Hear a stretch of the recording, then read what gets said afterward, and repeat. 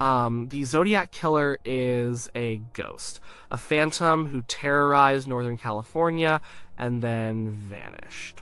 He left behind a trail of bodies, cryptic letters, and a mystery that still haunts people today. We have the ciphers, the taunts sent to newspapers, the chilling phone calls. We have sketches of a man in a hooded costume and another of a man in glasses. But we don't have a name. The case is a labyrinth with no exit. Over the decades, theories have piled up. People have pointed fingers at school teachers, janitors, and failed academics. But one theory hangs in the air darker than the rest. It's the idea that the Zodiac wasn't just some random angry man. It's the theory that he was one of the people sworn to catch him. What if the Zodiac Killer was a cop? This isn't just a wild guess, it's a theory built on the strange details of the case itself. It tries to answer the questions that other theories can't. How did he move so easily through crime scenes? How did he know so much about police procedure? How did he manage to disappear again and again right under their noses? The insider theory suggests a terrifying answer: he wasn't running from the police. He was one of them. Let's start with what the Zodiac knew. He seemed to have an almost supernatural understanding of how law enforcement worked. This wasn't just a guy who watched a lot of cop shows. His knowledge felt practical, learned from the inside. He knew response times. He knew how to create chaos and then slip away in the confusion. He seemed to know just how long he had before the first siren would cut through the night. Think about the attack at Lake Berryessa. After brutally stabbing 2 college students in broad daylight, the killer walked over to their car. He drew his symbol on the door and wrote the dates of his previous attacks. Then he drove to a payphone in Napa, miles away. He picked up the phone and called the Napa County Sheriff's Office. His voice was calm, monotone. He told the dispatcher exactly where to find the crime scene. "I want to report a murder," he said. "No, a double murder." He gave the location and a description of the car. He even said, "I'm the one that did it." This call is incredibly strange. He's not just confessing, he's directing the police. He's initiating the investigation on his own terms. He's controlling the flow of information from the very beginning. This is a level of audacity that's hard to comprehend, but if the killer was a cop, it makes a certain kind of sense. He would know exactly who to call, what to say, and how to report a crime to get the fastest response. He's playing a game and he knows all the rules because he enforces them every day. The most compelling piece of evidence for the insider theory, the one that everyone comes back to, is the murder of the cab driver Paul Stein in San Francisco. This crime was different from the others. It wasn't in a secluded lover's lane. It was in Presidio Heights, a wealthy, well-lit neighborhood. It was a bold, risky move. After shooting Stein in the head, the killer took his wallet and car keys. He also tore off a piece of Stein's shirt, a trophy he would later mail to the press. Several teenagers in a house across the street saw what was happening. They saw the killer wiping down the cab. Called the police. The dispatcher who took the call made a crucial mistake. She broadcast that the suspect was a black male adult. The witnesses had described a white man. As police cars screamed into the neighborhood, 2 officers, Don Falk and Eric Zelms, were driving down the street. They saw a white man walking calmly away from the crime scene. He was heavyset, walking with a shuffling gait. He wasn't running, he didn't look panicked. According to Fuchs' own account, they slowed down and asked him if he'd seen anything. The man pointed up the street and said the suspect had gone that way.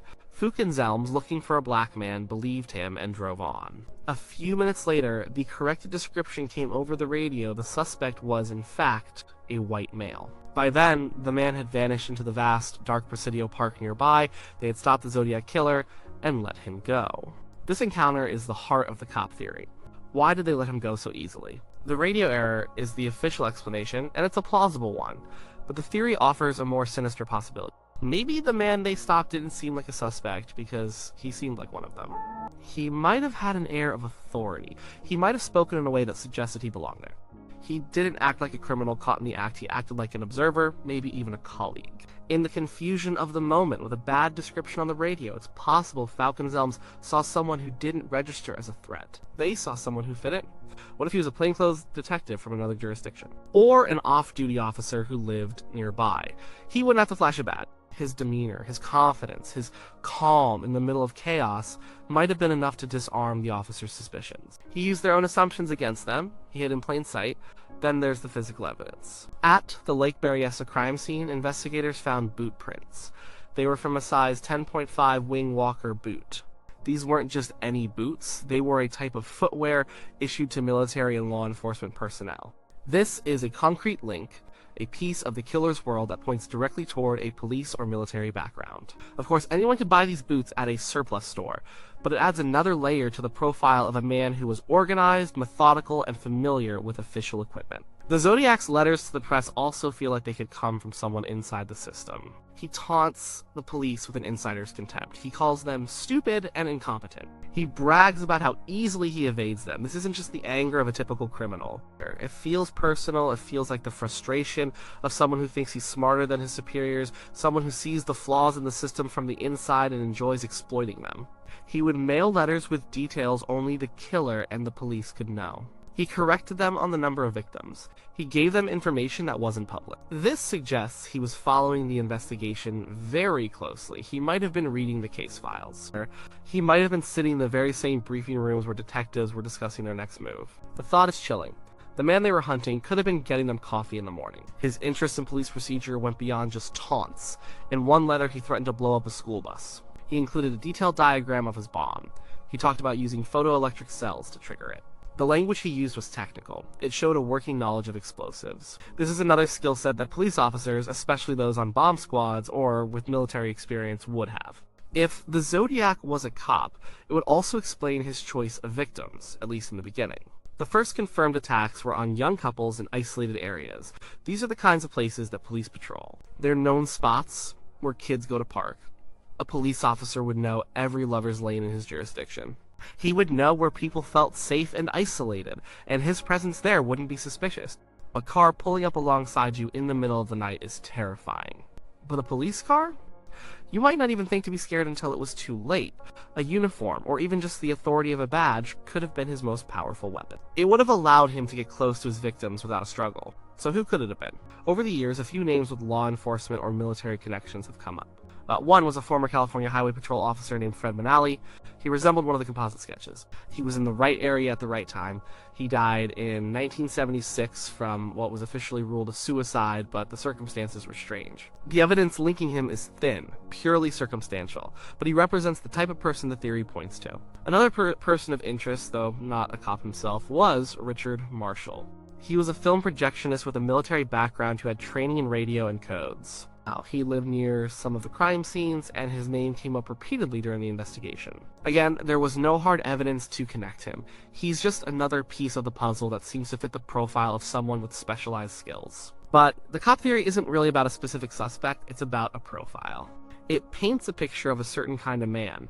He would have to be intelligent, meticulous, and arrogant. He would need a massive ego, a belief that he was smarter than everyone around him. He might have been a disgruntled officer, someone who felt he was constantly being overlooked for promotions. He saw his colleagues as idiots and decided to prove it by running circles around them. The murders would have been the ultimate expression of his power.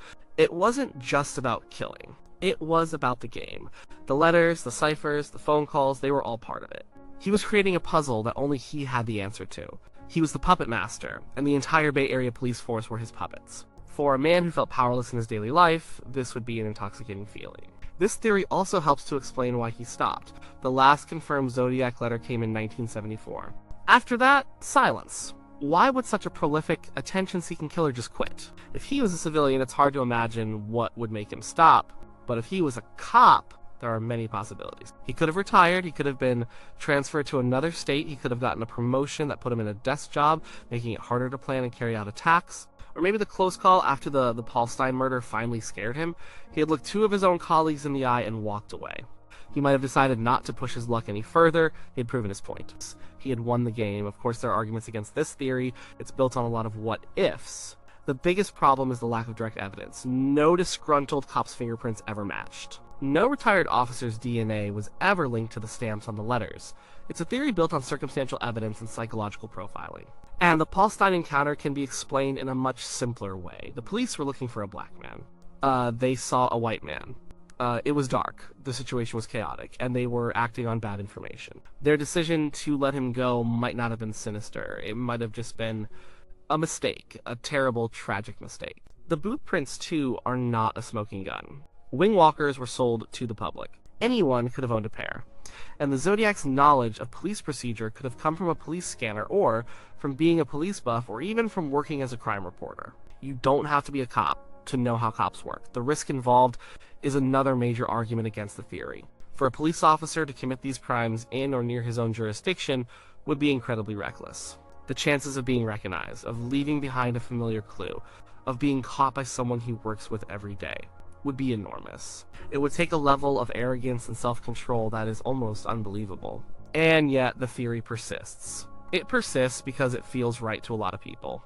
It provides a narrative that makes sense of the chaos. The Zodiac Killer wasn't just a monster who came out of the shadows. He was a monster who was hiding in the light, wearing a uniform we are taught to trust. That idea is profoundly disturbing. It taps into a deeper fear about the institutions we rely on for safety.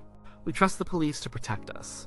The idea that one of them could be a predator, using his knowledge and authority to hunt people, is a betrayal of that trust. It turns the world upside down. The guardian becomes the wolf. The psychological profile of a cop turned killer is also fascinating. It would require an incredible ability to compartmentalize. This person would go to work, put on his uniform, and investigate crimes. He might even have been assigned to his own case. He would have to sit in meetings, listen to theories about himself, and offer his own suggestions, all without giving himself away. Then, he would go home, take off the uniform, and become the Zodiac again. This dual life, this complete separation of his public self from his secret one, is the mark of a true psychopath. His motive wouldn't be money or passion. It would be a pure, intellectual desire for control. He was the one setting the terms. He was the one in charge. The people he killed were not as important as the fear he created. They were props in his elaborate performance. The real audience was the police and the public. He was showing them all how powerless they were. If the Zodiac was a cop, it makes his disappearance even more chilling. He didn't get caught. He didn't die in a shootout. He just stopped. He melted back into society. He might have lived out the rest of his life as a respected member of the community. He could have been your neighbor. He could have been the retired officer Coach Lilly. He could have died peacefully in his bed, taking his secret with him. This is why the Zodiac case is so much more than just an unsolved mystery. It's a modern ghost story, and the insider theory provides the most terrifying ghost of all. Not a faceless man in a hood, but a man with a face you might recognize, a man in a position of trust. We may never know for sure who the Zodiac was. The physical evidence is degrading. The witnesses are getting older or have passed away. The trail has gone cold for decades. All we are left with are the theories, the threads of possibility that we can pull on. The cop theory is the most compelling of these threads because it explains the killer's almost magical ability to evade capture. It explains his knowledge, his confidence, and his contempt. It doesn't rely on the idea that the police were simply incompetent. It suggests that they were outsmarted by someone who had all the same training, all the same knowledge, and a complete lack of morality. It reframes the entire story. The Zodiac wasn't just an outsider trying to terrorize society. He was an insider, trying to burn it down from within. He didn't just break the law, he mocked it. He used the tools of justice to commit injustice. And if that's true, it means that for a few terrifying years in Northern California, the monster wasn't just at the door. He was the one promising to keep you safe from it, and he's still out there, a ghost in a police uniform, his name forever a question mark.